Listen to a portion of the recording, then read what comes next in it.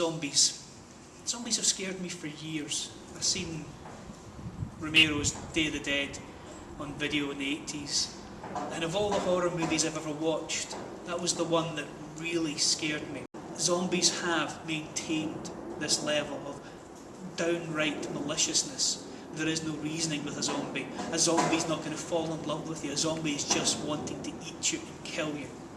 And I feel that the menace of that zombie has become a resurgence, maybe as a counterpoint to some of the other literature to do with other supernatural horrors. And I think the concept of your survival in the zombie apocalypse is something that fascinates us all. What do you do when civilization collapses? Could you survive on your own? Could you survive in the ruins of mankind? When all the food's gone, the power's switched off, there's no deliveries, how do you survive? There's a lot of science inside Domain of the Dead. I felt that a lot of books, when they were talking about zombies, they didn't really explain the contagion itself. They didn't explain how this was plausible or could work. And over the years of being scared of zombies, I've picked up little pieces of scientific information that when you pull them all together, you can start to make sense of how a virus, as devastating, as deadly, as sinister as the zombie contagion could actually work. Other books have just touched upon the idea that there is a virus that creates zombies and you become undead. Whereas Domain of the Dead, we actually explore a little bit more about the science behind the zombie. How could a cadaver be reanimated? What would power it? What would motivate it? What information would it still retain in its mind? People have told me that Domain of the Dead is a very claustrophobic novel, that it reminds them of things like Alien or something like Hitchcock. A lot of the book takes place in a very claustrophobic atmosphere because the reality of that zombie apocalypse would force people into confined spaces to survive. I know it's popular in films to have lots of running zombies, but I can see why film has to up the ante, why they have to have that extra element of fear. But I don't feel that in the zombie genre, when you have time in a book to build the atmosphere, to explain believability, that you need to have that to make things frightening.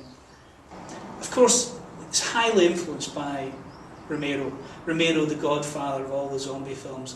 And I don't think that you have to bring anything extra to the zombie canon to maintain that level of fear, of being scared, of that clenching your gut when the zombies are trying to break down your position.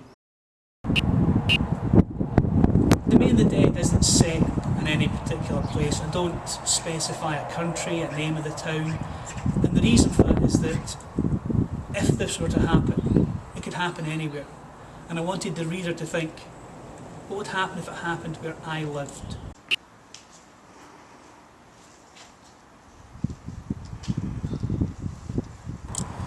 When we joined Domain of the Dead, it's already long after the apocalypse has happened.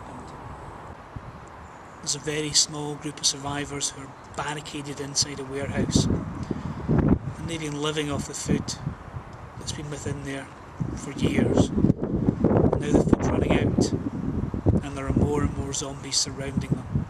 And then one day, one of the survivors spots a helicopter just off on the horizon, and they have to make the decision. Do they go? Do they leave the sanctuary?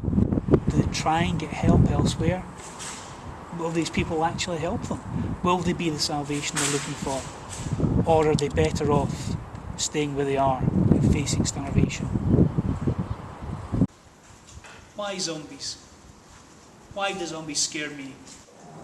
Zombies scare me because what's left after death? Is that all there is? Pure motor action?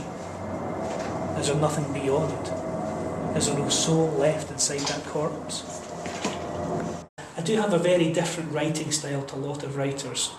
I try to put across the minimum amount of information that I can do to give you the maximum effect.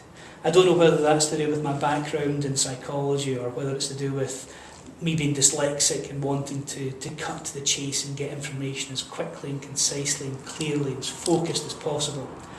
But my writing style is very different to most other writers I've read, and I think that's going to translate very well across into the audio version of this book. It's a book that, when you read it, you don't just read it, you get involved, you get engaged, you get drawn into it.